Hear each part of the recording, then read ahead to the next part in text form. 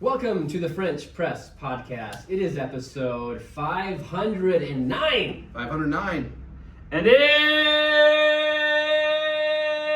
Tuesday, February 11th. 2025. The day after my birthday. Oh yeah! Happy I'm birthday, Reuben. 37 years old. Yeah, 30. Jeff, how old are you? 36. I'm 31. That's all. Mm. Wow, you're so young. I'm turning 32 in almost a month, a little over a month. Wow. All right, today on the podcast, so it's Nicholas Yep. and Jeff. Leighton, he's probably slaving away at work. His seat's vacant. Oh, Are we recording? yes. Yes, Okay, we good, are. Perfect.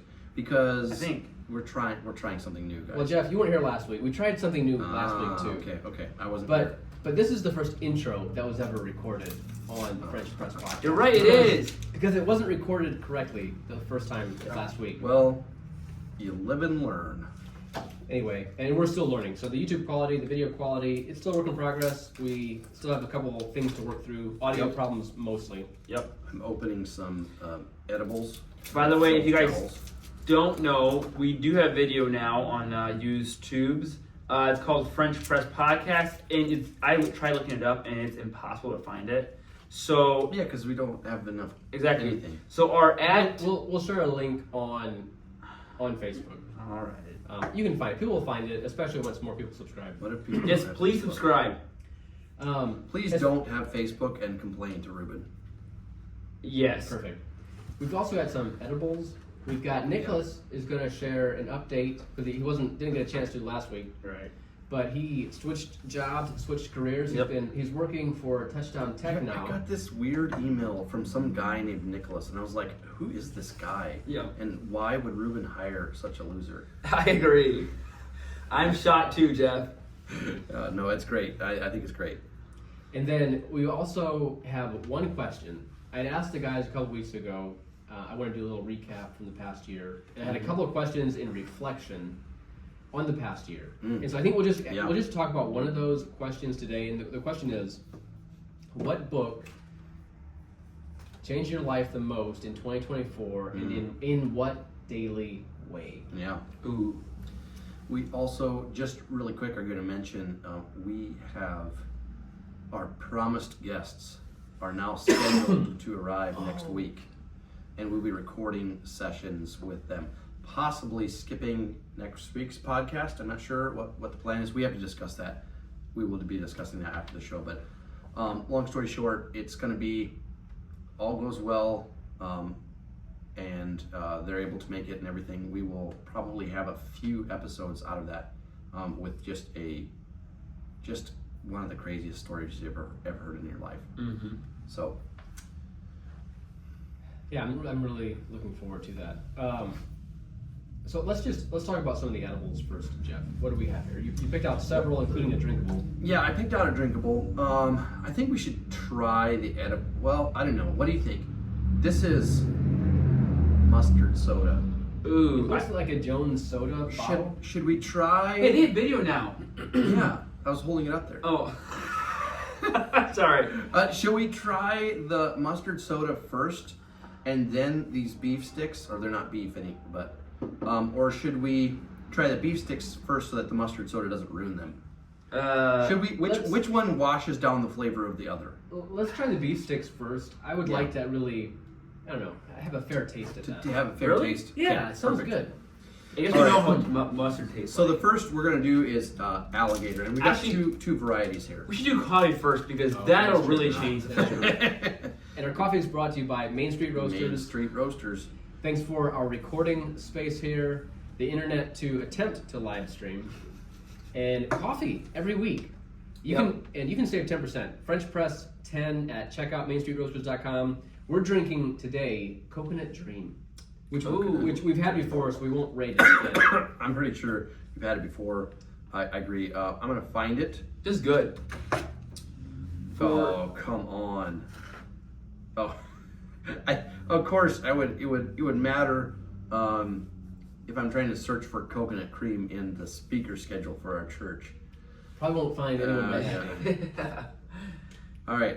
I hope not Coconut Dream? anyway. Coconut Dream, you mean? Coconut Dream. We've actually had this how many times? I would say 2 times. Oh, I bet we've had it 4 times. Oh, I wow. bet this is the 4th time. This is the 4th time. Yeah. Whoa. The first time was 2022. Now and then in April of this year, and then in April of last year, and then in August of last year. The rating went up every time, by the way. Whoa. Really? I didn't know who you re-rate them. Well, we're not going to, but Oh. at one point I was just tracking, even if we didn't rate it, I was just saying, hey, we didn't rate this. But then I stopped because I was too lazy. What's your rating on it?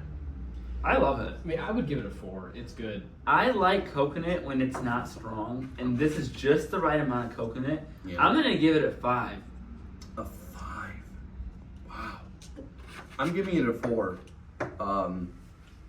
Guys, the first time we rated this was a 2.2. Hold it. Then we rated it a 4.0 last time. So did we change, or did the Main Street Roasters roasting I change? think that You know what it we is? got more mature, and this is fresh. Well, that actually is probably a big deal, actually. I also wonder, the more stuff we have bad, the middle is higher. The worst stuff we have, just Yeah. decent coffee tastes really good. Yes. Possibly. I would honestly say it's a 3 for me this time. It's a good flavor. Mhm. It's got a really pleasant coconutty flavor. And I'm not gonna ding it for that. But the very end of the aftertaste is just a little on the bitter end. Yeah. I get that. All right, let's keep on moving. We got edibles, and time's running out. Yeah, you're right. We got a late start. All right. Trying to get our So- live streaming or video figured out. Should we try to rip this, or should we just bite? Just take a bite? Just take a bite, It's yeah. fine. All right, so this is alligator jerky. Oh.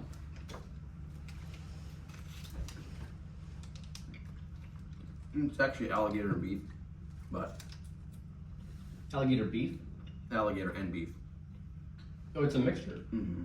Oh, come on. And pork. Okay. And this is also mixed. I wonder what they were afraid of. Well, Because when you put pork and beef into something, you're trying to you're afraid of something. I example, heard that they often cut some meat with other meat because the original meat doesn't have enough fat to stick together well. Oh. I don't know if that's the case here. But You know what else I heard? It was a rabbit trail, but I also heard that every pork that you eat has parasites in it. Every single pork, no matter where you get it. Pork is like one of the worst parasite meat. That is a true I mean, fact. I have that. What that kind is- of parasites? Not the ones you want to eat. I think that's why in the Bible God says do not eat pork to the Israelites, and I think we should follow that. So you want to give up bacon? I'm not a huge bacon fan. I don't even like bacon. What? Yeah. You're the first person Nicholas, you I'm are- not a that bacon I've, fan. that I've met. I'm not a bacon fan. I'm not a ham fan. I'm not a. I'm not a ham fan either. I'm not a. Ham's Pork chops. it's a sad meat. Ham can be really good, Wait. but I agree most of the time it's not. This is also alligator and This tastes so much different. yeah. Well, it's more like a Slim So that's Jim. the beef stick. The first one's the jerky, and the next one's the beef stick. That's good. I mean, I'm gonna say it's Well, just like beef jerky. Like Yeah. It's, If Or- you would tell me this is just beef, I wouldn't be able to tell you any different. I can't taste the pork, and it just tastes like beef. if I gave this to you, Reuben, and said it's a Slim Jim, you'd probably believe me, wouldn't you? Yeah. I know. It's a the joke. next one is beef and ostrich. Ooh. And let me tell That you, looks tougher. that jerky is tough. What is this ostrich? What's the expiration date? 16 June or July of 2025. Okay. Be good. Yeah, it's tough. Oh my. At least these edibles are finally edible. Unlike most of the stuff Joel. Don't worry, we haven't gone through all of them yet.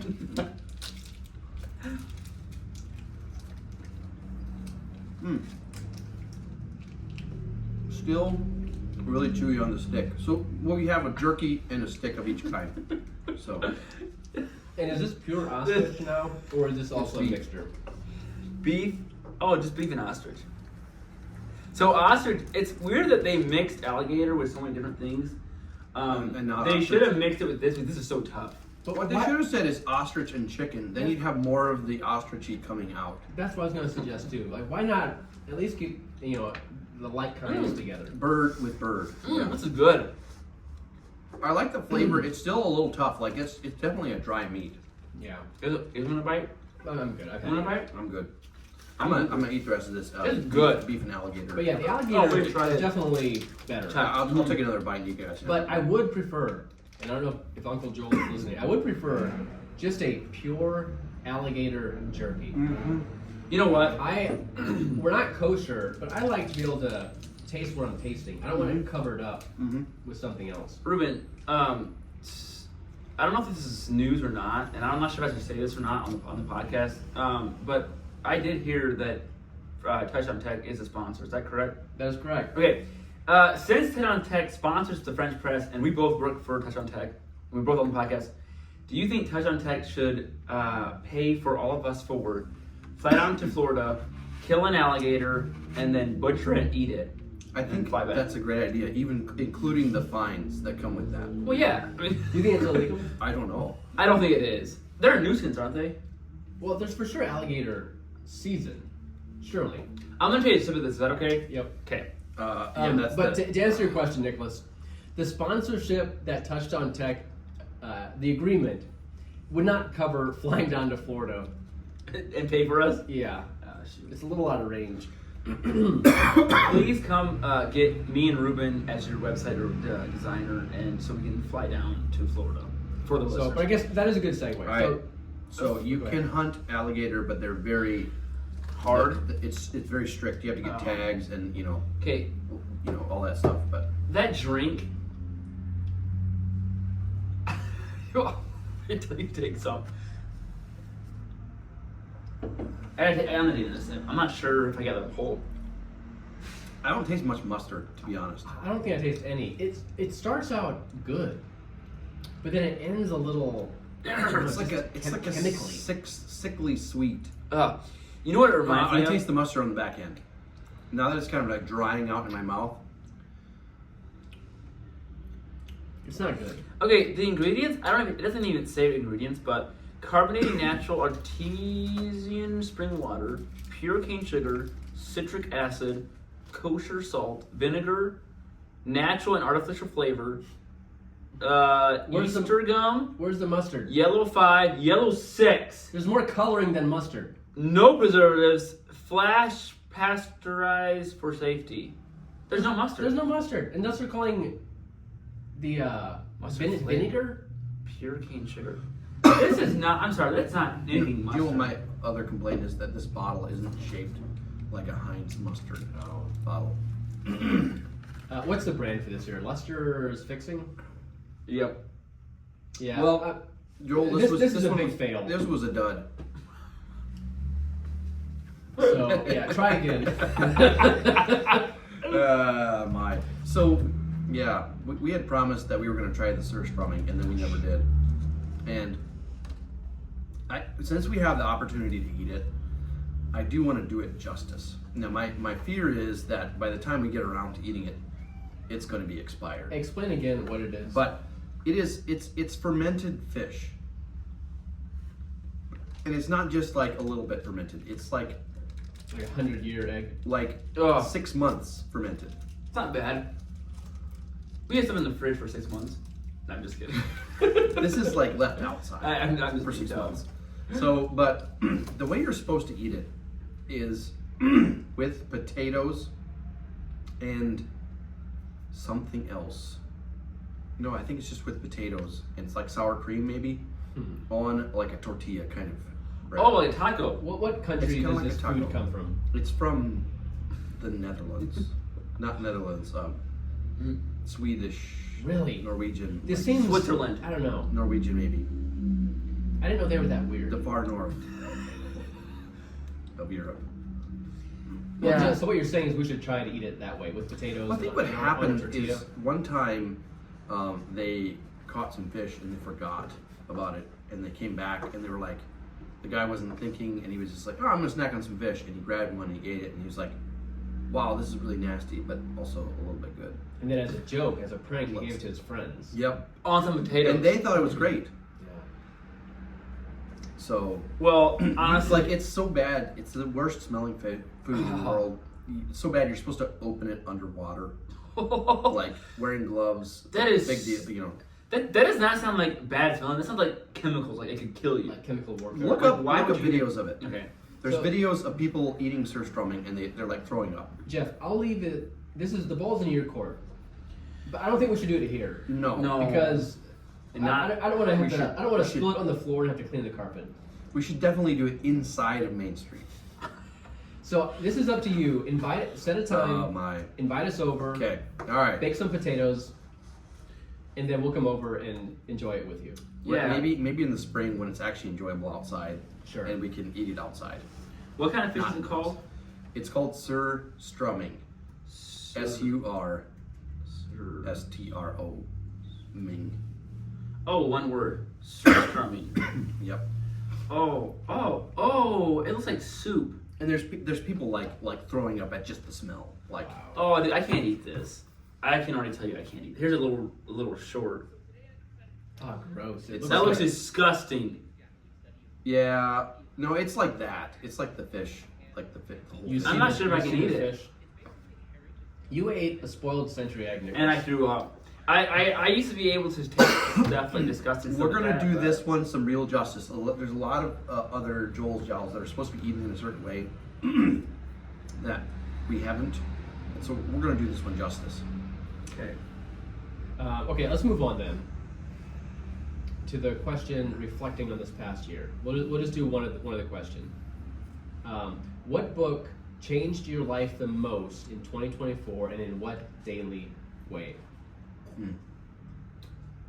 I can go first if you need some time to think, because you probably need a lot of time to think. No, I got it. I'm gonna say the book Deep Work. I think I mentioned it before, but it has vastly transformed how I work, and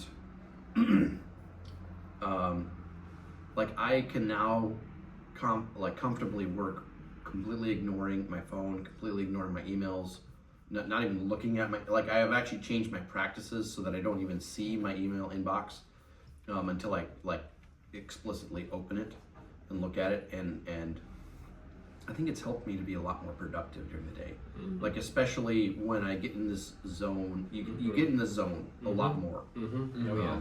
So that's, and then just So like, we'll share a little bit. What is the practice, the daily practice that has changed with the email? You said you just like intentionally now open up emails. yeah, like that. so I actually use Chrome's tab groups feature, Mhm. which is really cool. They save now, the tab groups save, and I don't always want it to save, but that's okay. I can delete it. But basically, you just make a tab group, and then you can collapse that group. So my tab group has Gmail. It has an Airtable base that I monitor every once in a while, and my to-do list, right? And that gets collapsed when I don't want to see my email. Then I don't see emails coming in. I have 0 email notifications for my work email on my phone. I do have for personal, but not for my work email. And then I just flip my phone over when I'm working, put it on it's self do not disturbs when I do that. And then I only check my email first thing in the morning. So I check it, I get all the way through all the emails in my inbox as much as I can. And if I can't, I usually snooze the email for later, or I transfer it as a task to another list. And that's also just like other task management. That's not just deep work. But then I completely ignore my email until after lunch, usually. Okay. There might be a few times where I have a kind of a break and I'm checking my email, every now and then. Because usually when I open that tab group, I see my email and I see there's 3, or 13 or whatever it is, and it just bothers me, right? It just can't. So I know that in order to get back in the zone, I have to go in there and deal with that, right? So I'll either quickly glance at them, and say, yep, I can deal with these now and just get it back down to 0. Or I will say, you know what, I can deal with these later, but I've seen what they are and I know they're not important. And then I close the game. But yeah, basically, like, and one of the tenets that he has in deep work, or that the author advocates for, is moving your what he calls shallow work, which is just like low level, checking in, responding to emails, writing out your schedule for the next day, whatever it is, whatever that looks like for you, but things that don't require a lot of concentration, moving that to the periphery of your day, so the beginning and the end of your day. So I do it at 3 times during the day, but he would suggest even just doing it very first thing in the morning and then very last thing before you go home. Okay. The idea is first thing in the morning, you can actually deal with the things that are important. Last thing before you go home, you can shut off your brain for the evening when your brain needs to recharge, right? So, very good. Yeah, that's good. I'm familiar with the book Deep Work, but I don't know if I've read it or just heard people talk about it. I don't. Yeah. I think that if you would have read it, you would remember. It's pretty impactful. It's a very easy read. And the guy is just super organized with his thoughts. I've read a couple of like management books, and they're kind of scattered a little bit. This guy, it's all like he doesn't mess around with it. He just says it how it is. But he presents his stuff in a very orderly fashion.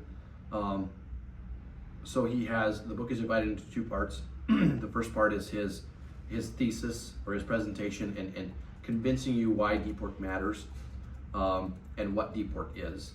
Then the last half is how to encourage or develop habits of deep work in your life. So very good. All right, I think I'll go first, Nicholas, and you can wrap up. But there were several books I read this year that really have impacted my day-to-day life. And I think probably the most is The E-Myth Revisited. And it is it kind of helps explain the entrepreneur personalities. Behemoth? Huh? What's it called? The E-Myth. The Revisited. E-Myth. Oh, okay. Yeah. Okay, And when I heard about this book in the past, I always thought it was E for e-commerce, but it's not. It's for entrepreneur. And the 3 kind of personalities of the entrepreneur are the technician, the person that you like to do the work. It's the manager, which likes to organize it, and then the entrepreneur, which is more like the dreamer and the new ideas to try and do. And I think everyone could actually relate to it. Even if you're not at the age, even if you're still in school, you still have hobbies and things you enjoy doing, and it's very easy to take the role of any 3 of those. And what he tries to do in the E-Myth is kind of just explain how and why that this is a thing that's happening in your life, and then giving some solutions and tools to move towards building a business that runs without you. Because especially if you are the technician or the manager, that's an integral part of how the business works, and it needs you. And if you're doing it, the business relies on you. So he uses McDonald's a lot as an example, and I'm not a big McDonald's fan, but they have done some things really well, franchising. And a lot of people have started McDonald's in their town, and they're thriving and doing great. I'm not a fan of their food, I'm not a fan of a lot of things, but they did a great job of I think they were one of the first ones to introduce the model of franchising. And so he tries to help you understand how to make your business franchisable. How can you make it clonable? How can you make it run and work without you? Because that's usually at the end. That is what you want. You don't want your business to rely on you. Yeah. And one of the big things was training. How do you train people to do things the way you want them to do? Yeah. Because so many times you have someone do something, and so I just hired Nicholas, and I get him to do something, and the temptation is, I need help over in this area over here, and you throw the employee out and say, just go take care of it. Yeah. I don't care how it's done, it just needs to be taken care of. Right. And that works for a little bit, but then eventually it's not done quite the way you want it to be done. Yeah. And then you get frustrated, and you end up just taking that back. You end up like going back into the technician role and doing the work Doing the work. because it's not done the way you want to. Yep. So it's not, that's not a franchisable or clonable model. Anyway, that book, it has, I created a ton of training, kind of because, largely because of that book. Yeah. And I think it's helped onboard Nicholas to do things like he's doing. His title is the head of content. I guess we'll kind of segue into like your new job. You can I forgot about that. A couple weeks ago. Forgot that you have a new job. Yeah, I A forgot. couple weeks ago when we mentioned that, we said he could give a recap, and last week we couldn't because Kyle was on the podcast. Yep. And it didn't have time. But anyway, so I have created a lot of training that Nicholas has watched and taken, and there's more to do. Like, there's still things that I wish I would have had done beforehand, but it's just not done. Yeah. And it probably is always like that to a degree. But I guess, first off, like, do you have, like, is there a book that changed your life the most in 2024? Well, I'll be honest. I didn't do much reading in like actual books. in Audiobooks 2024. count. Audiobooks count as No, I didn't do that either. But yeah, I do agree. Just say the Bible. Have you started any books in 2024? I did. I started. Actually, the only book I actually started was Getting Things Done. But Okay. I do have a book That's a great book. I do enjoy that book, and I've been learning a lot from that. Like, just the biggest thing is like I even catch myself doing it now. Like, if I think of something that I need to do in the future, like one thing is cleaning my garage. If I'm at work and thinking I gotta clean my garage, and he says don't think about that right now. Like, set that aside because you can't take action right now. If you can't take action, don't think about it. And that's the biggest thing for me. Like, So what do you do with it then? well, I've written it down like different. I have like things I need to do that I write down in my iPad like under notes. Yep. And so I know what I need to do, but there's times where I'm thinking about what I need to do during the day when I'm working, Yep. and I can't do anything. Yeah. The things that I want to do at home, I can't do right now as I'm working. Yeah. And so just set that aside and say and get that to later or get that later. So that's the biggest thing. The other book that I'm reading is not really informational book. It's I think I shared about this on the podcast before, but it's a book about a guy who's is trying to go to the Navy SEALs, and he's almost done his training, and he robs a bank with the sergeant, or what's the head lieutenant? I don't know what the head honcho is, and he thinks that it's actually a training for his Navy SEAL. But it's not. But it's not. It's real. They're actually robbing. They're actually robbing a bank, and he thinks it's training. Anyways, And is this a true story? true story. Yep. And I haven't finished it yet, but as the story goes on, he's still in prison. So Oh. I don't know if he's out yet or not. He went to prison for it? Yeah, because he robbed a bank. Oh, he robbed a bank. He was helping out robbing a bank. There's like 4 of them. Yeah. Anyways, The book you said, Getting Things Done. Yes. I read that one last year too. That probably would have been my. Actually, that was several books, but yeah, that I was read it definitely last year too, yeah. one of the ones that changed my I life. had with me Whips it wherever I out go. Wow. right there. Getting Things Done by what is his name again? It is super technical, but he does a good job too. Of like he presents his method, he presents it, then in the last half he shows you how to implement it. So he kind of goes through that one. He goes through all the ideas thoroughly twice. Like Yeah. and by the time you're done reading it, you get it. Yeah. Like Yeah. and then you can read it again and get some more out of it. But I haven't done that yet. But besides about my job, so update. I don't know what all you want to hear about it. Biggest thing is You hate working for Reuben. no, I got fired. No, I'm just kidding. It's definitely like takes more brain power and less manpower. I think that's the term. Physical power. Yeah. It's an office job. Yeah. But you were doing. But I was doing an office job, but it before. wasn't very much it was more just like talking to people and like You were doing customer service before. kind of yes. I was also doing damages, and I got yelled at a couple times. You on were the phone. doing. You were doing the damages. Well, kind of to their hearts almost. Wait, you were I was the damage consultant. damage control. Yeah. Well, What was the job? so when equipment comes back damaged, I got this. You take a whip straight to the backside of the person who damaged it. I wish I could. I wanted to sometimes. No, that's not true. What I would do is when equipment came back, and it was damaged, the yard guy would tell me if I came out to pictures, I would figure out what it cost and then invoice the customer and call him. Yep.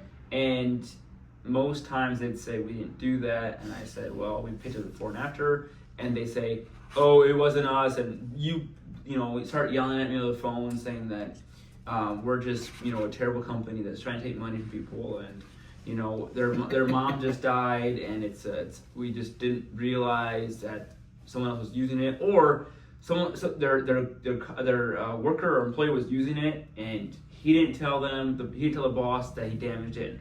Blah blah blah, and stuff like that. Who were the people that complained the most? Was it like individuals? Was it like business homeowners? Yeah, Business? homeowners or The business owners? worst one was homeowners. Yeah, I actually believe that. Big companies didn't care. They said like Reith and Riley, Forest River, they didn't care. They just paid it. Went on. Yeah, And it would be hard to fight really for a big company. because there's But a homeowners. So what do you do when someone says, no, that was not us, that was not me, sir, I refuse? Then I went back in pictures of beforehand and said, Yeah. This is how it looked when it was going out, and this is how it was when I came back. Did you Then look what at do a they sheet say? that they've signed off on when they got it? They did actually. Yeah, we do have a sheet to sign on. Yeah. And then they'd say, well, your driver delivered it like that, because we take it before the driver takes it. Yeah. Yeah. Well, technically we don't, but it's. I mean, I wouldn't admit that on there. that's fine. I don't want it anymore. So, but anyways, so then we had to talk to the driver and say, hey, do you remember seeing this? And they were like, not really. Then you had to just say, hey, kind of either say this is what it's going to cost you to fix it, or you have to pay for it, or if they were nice, then I'd like, hey, sorry, we'll lower the cost. Like this is our cost. Just pay for the actual cost. We won't upcharge you. But if they're super mean, then be like, hey, unless we found out that it actually was us. Sometimes the driver like, hey, actually, yeah, I hit a branch. Actually, sorry. And then we say, sorry, customer, that we actually had that done. The driver did it. But how often did that happen? Actually, more than you think, because the place that we take stuff is normally new construction. Okay. And like it sometimes it's like back a long lane with trees on both sides, or tiny off roads that Yeah. And so In the middle of Michigan, yep, yeah. driving through sand. So but yeah, no, I enjoy working with Reuben though. It's good. It's I enjoy it more than I expected actually. Do you Serious? have? Yeah. Okay, good. Okay, good. My wife actually keeps asking me like, are you like, is he think that you're doing a good job? And I'm like, I think so. So I don't know. What do you think, Reuben? You don't need to say. You don't need to say it on air. We can do it later too. Yeah, we'll save it for off air. No, I'm kidding. No, I told Carmen that you're picking up faster than what I expected. That's good. And It's that you're doing- training. It's that training, Reuben. I guess. But no, you're doing a really good job. Not good. Nicholas is the head of content. So kind of a new service that I started offering to customers is content marketing, which is like how-to articles and service areas. And they basically are they're answering questions that customers have. And I had them in the past, like we did some for PWI, but that was when I was working there. And so this is the first time I've actually like offered it to a client, and it was this past summer. And it's gone super well. They're getting thousands of clicks. They're selling stuff faster than they ever have before. It's just like turned out amazing. The content is king. Yeah. And so now I'm starting to offer it. That was for one client. So now I'm starting to offer it to other clients as well. And so Nicholas is now coming in and like he's going to be like taking over completely, but he's just kind of slowly like taking it You're over. franchising it to Nicholas. Yeah. Nicholas, who are you going to franchise it to? Another Nicholas. Your son? Actually, maybe. Depends how good he is. So I guess that was also like leaning into like Touchdown Tech is a sponsor of the French Press podcast now. Oh yeah. So if you need, we do website development, Mhm. and we also do content marketing. So if you need to like grow your business brand, you can be more authoritative online. And the best way to do that is with content that answers your customers' questions, and that's what Nicholas is primarily doing. So you can go over to the website touchdowntech.com, fill out a contact form. If you have my phone number, obviously you can just email or call directly as well. But we are taking on we're taking on new clients. We're meeting with a couple people next week. Okay. Yep. So just You gotta come fast because we could fill up. Shoot. But yeah, it's honestly I don't know why. I made this comment to Leighton. This was after the first week that you were working. Oh boy. Okay, so we cancel we the. were at a family gathering, and I told Leighton, it almost seems like it should be illegal that you can hire someone you can pay someone to work for you and then make you money. It just seems like there's got to be something illegal about that. But you know what it is? It's not. This is why. I know. It just. I know, but I know what you're saying. I was just really excited the first week when I saw, how much you got done. He was excited the first day, but the day when he came around, he's like, you know what? My excitement's gone. No, but what it is that you as a business owner are accepting the risk, and you're getting paid for it. Yeah. Like you're getting paid for the risk that you take. Is really what it is. Mm-hmm. Like, and if Nicholas wanted to make more money, he could go out on his own. But he might not have work. Mm-hmm. Yeah. So you've spent time cultivating your brand and developing and you're getting paid for that. Mm-hmm. Yeah. But I agree though. It's kind of like, yeah. It was just kind of like a relief to be like, wow. While I'm working on something else like book work maybe, Nicholas is working like for clients and bringing in money for them. Yeah. So. Yep. Maybe I should try that. Hiring out some of my ideas. You might be surprised. All right.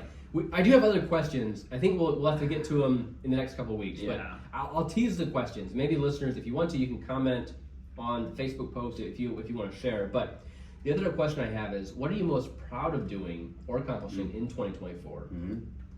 What did you learn in 2024 that you wish you would have learned 5 years ago? Mm-hmm. And what's a missed opportunity that you wished you could take another shot at? Good. So I don't know. I mean, and some of these, like, I am still working on answers as well. But anyway, that's it for today. What is the point? The point is, Nicholas actually likes working for Reuben. Surprise, surprise. Mustard soda doesn't taste like mustard. Ostrich is very tough. Mm-hmm. Gator is not a solo meat. Yeah. What's our word of the week? The word of the week is ostrich.